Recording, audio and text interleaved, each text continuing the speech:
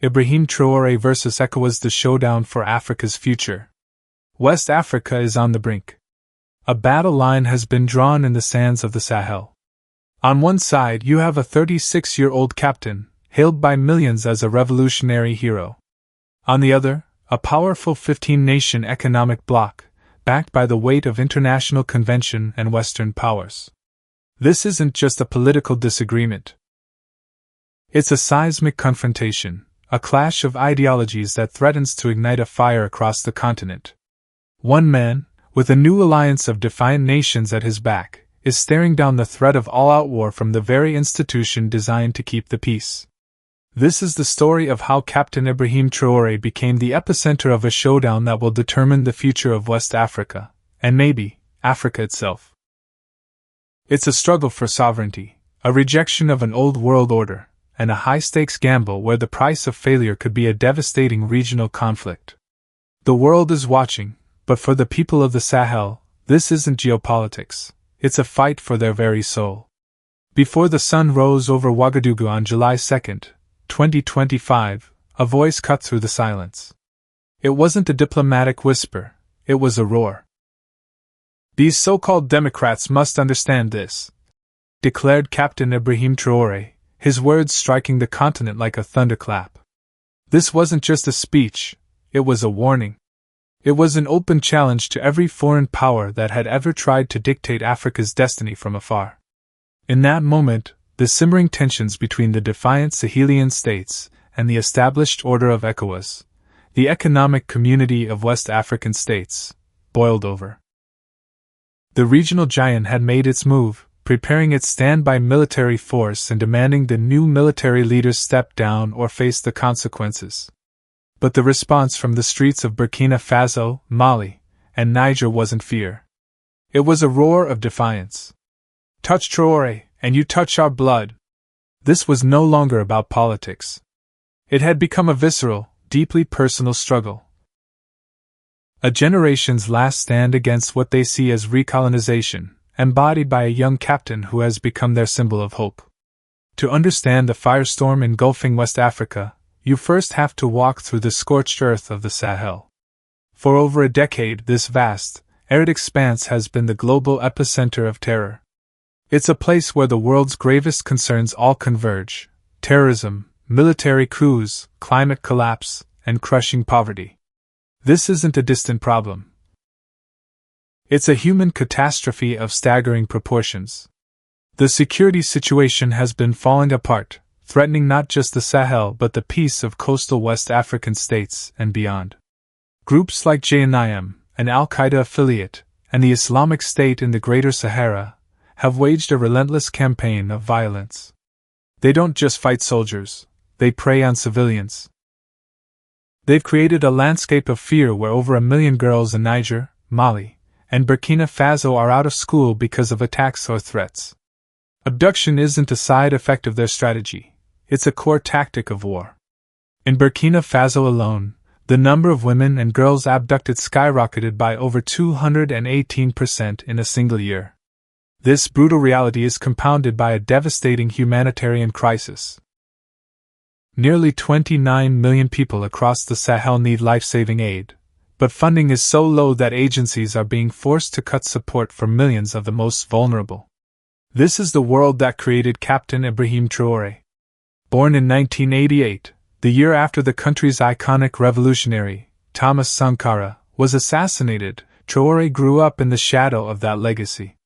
He joined the military and quickly distinguished himself, serving in the UN peacekeeping mission in Mali. There, he saw firsthand the brutal insurgency and the failures of international efforts to contain it. He saw soldiers fighting with shoddy equipment, communities left unprotected, and a political class in the capital that seemed totally disconnected from the bloody reality in the countryside. By 2022, Burkina Faso was at a breaking point. The government was overthrown by the military, but the violence only got worse. For Traoré and a group of other junior officers, the new leader was failing just like the old one. They watched as their brothers in arms died, as territory was lost, and as the nation's spirit crumbled. They saw a leadership still too reliant on its former colonial power, France, whose decade-long military intervention had failed to stop the spread of terrorism.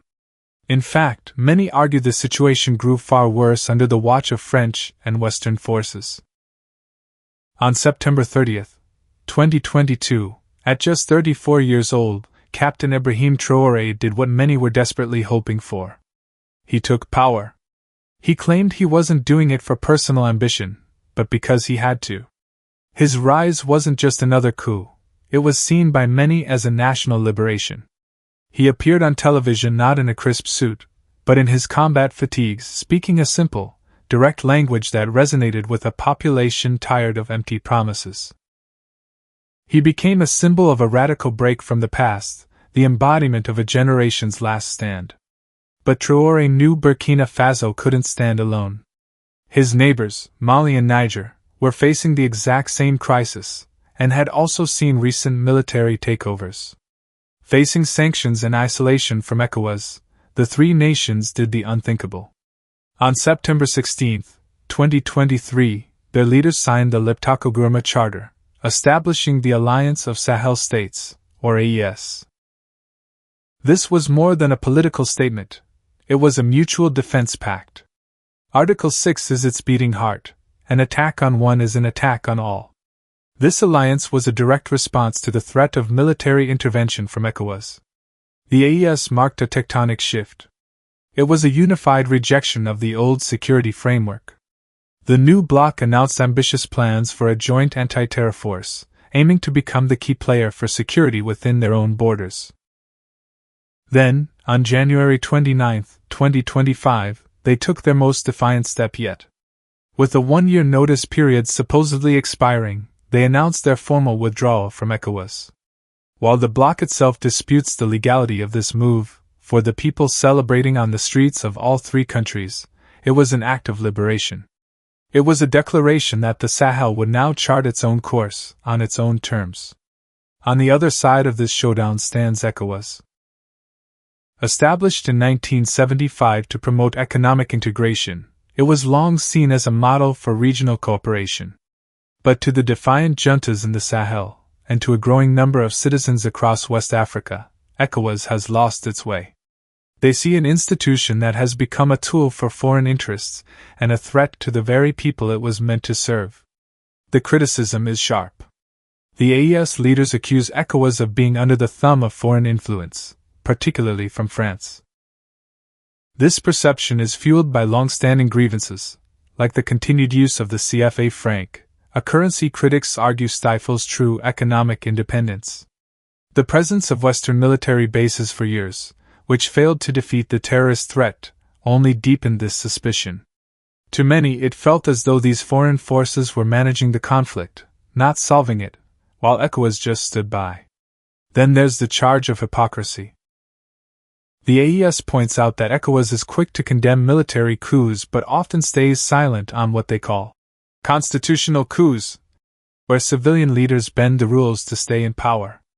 This creates a perception of a glaring double standard, especially when critics point to ECOWAS leaders who face their own questions of democratic legitimacy back home.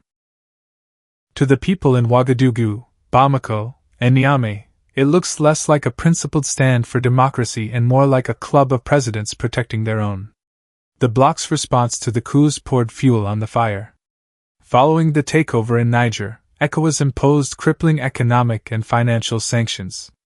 But these measures didn't punish the military leaders as much as they punished ordinary people. In a region already suffering from extreme poverty, the sanctions created food shortages and sparked a humanitarian crisis. This approach backfired spectacularly. Instead of turning the people against their new leaders, it reinforced the belief that ECOWAS was an uncaring institution. Then came the ultimate threat, military intervention. ECOWAS announced its standby force was ready to invade Niger to restore constitutional order. This was the moment the Alliance of Sahel States was born, a direct defensive reaction. They made it clear, an attack on Niger would be a declaration of war on all three of them. This created a dangerous standoff, a paradox for ECOWAS. If it intervenes, it risks a catastrophic regional war that would pit African armies against each other, a conflict that would likely only benefit the jihadist groups they're all supposed to be fighting. If it doesn't intervene, it effectively legitimizes the juntas, signaling its own impotence and potentially encouraging others to follow their lead. This confrontation isn't happening in a vacuum. The Sahel has become a chessboard for a new great game, with global powers vying for influence. The decision by Burkina Faso, Mali, and Niger to defy ECOWAS has sent shockwaves through the international community, dramatically redrawing the geopolitical map of Africa. For decades, the dominant foreign power here was France. But the military takeovers in the Sahel represent a spectacular collapse of that influence. One by one, the new governments demanded the departure of French troops and ambassadors.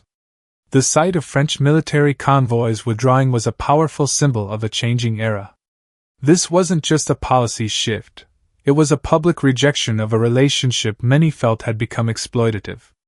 Into this void has stepped Russia. Moscow has skillfully positioned itself as the alternative partner, offering security assistance without the strings often attached to Western aid. The Wagner Group, reportedly restructuring as the Africa Corps, has become a key security partner for these regimes. For the AES juntas, Russia offers a pragmatic alliance that helps them push back against Western pressure. The Russian flags you see at protests in the Sahel are often less about a deep love for Russia and more a potent symbol of defiance against France and the West. And it's not just Russia. Powers like China, Turkey, and Iran are also expanding their footprint, offering military drones, economic partnerships, and infrastructure projects. This allows the AES countries to build a diversified network of support, making them far less vulnerable to isolation by the West or ECOWAS. They're building a new ecosystem of alliances that fundamentally challenges the post-colonial order. The United States finds itself in a precarious position, caught between opposing coups and needing counterterrorism partners.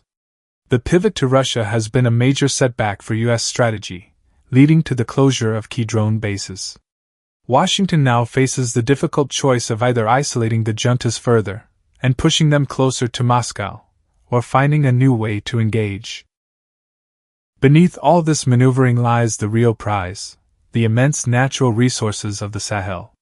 The region is rich in gold, manganese, and crucially uranium. For years, the story has been that these resources were exploited by foreign corporations with little benefit for local people. The struggle for sovereignty is also a struggle for economic justice. Captain Traoré has talked about reviewing mining contracts to ensure that the resources of Burkina Faso benefit the people of Burkina Faso first. This rhetoric resonates powerfully with a populace that feels its inheritance has been stolen. Ultimately, this is being framed as a battle for the very soul of Africa. The language used by Traoré and his supporters is steeped in the history of Pan-Africanism. They invoke names like Ghana's Kwame Nkrumah and, most powerfully, Burkina Faso's own Thomas Sankara. Sankara was the charismatic anti-imperialist leader assassinated in 1987. Today, many see Ibrahim Traoré as Sankara's heir, a modern revolutionary picking up a torch that was tragically cut short. This comparison is a potent political tool, transforming a political crisis into a historic moment of continental awakening. West Africa now stands at a crossroads, facing two starkly different futures. The path taken in the coming months won't just determine the fate of the Sahel, it could set a precedent for the entire continent. The first path leads to a devastating regional war. This is the nightmare scenario. If ECOWAS makes good on its threat of intervention, and the AES holds true to its defense pact, the region could spiral into an uncontrollable conflict. It would be a humanitarian catastrophe, creating millions of refugees in a region already overwhelmed by crisis. The grim irony? The only clear winner in such a scenario would likely be the very jihadist groups the war is meant to contain. With armies fighting each other, the insurgents would be free to expand. The second path leads to a new and uncertain geopolitical reality. In this future, ECOWAS blinks. Recognizing the catastrophic risks, the bloc steps back from its military threats. This would be a monumental victory for the AES, cementing their sovereignty and their break from the old order. A consolidated Sahelian bloc, backed by partners like Russia and China, would become a permanent feature of the West African landscape. This would force a profound re-evaluation within ECOWAS and among its Western partners. It could lead to a more fragmented West Africa, or, as the AES leaders hope, spark a continent-wide movement towards greater self-determination. Several critical questions will decide which future comes to pass. First, is the Alliance of Sahel States actually sustainable? Can three of the world's poorest countries, all battling intense internal threats, truly forge a viable confederation? Second, is this a genuine revolution or just a changing of the guard? Are leaders like Traoré true visionaries like Sankara, or are they simply a new generation of strongmen who have masterfully co-opted the language of Pan-Africanism to hold on to power? The promises of a transition back to civilian rule remain vague. And finally, what will ECOWAS do? The bloc is caught in a trap. A hardline approach risks war, but a soft approach could fatally undermine its credibility. The dust has not yet settled in the Sahel. The confrontation between Captain Traoré's defiant alliance and the established power of ECOWAS is a defining moment for Africa. It's a story about the explosive power of an idea, sovereignty, when it captures the hearts of a generation that refuses to accept the future written for them. On one side is the vision of a new Africa, unapologetic, self-reliant, and willing to tear down old structures. On the other is the principle of order, stability, and adherence to norms, backed by institutions that fear the chaos of revolution. Caught in the middle are millions of people who have endured unimaginable suffering, and who now dare to hope that these young men in military fatigues might finally deliver what decades of democracy did not. The future is unwritten. A single miscalculation could plunge West Africa into war, while a bold stroke of diplomacy could chart a new course for the continent. The Lion of the Sahel, as some call Traoré, has roared. The question now is whether this roar signals the dawn of a true African renaissance, or the beginning of a dark and uncertain new chapter. What do you think? Is Ibrahim Traoré a hero, a modern-day Sankara fighting for his continent? Or is this a dangerous path that risks regional stability? Let us know your thoughts in the comments. This story is far from over, and we'll be here to cover every development.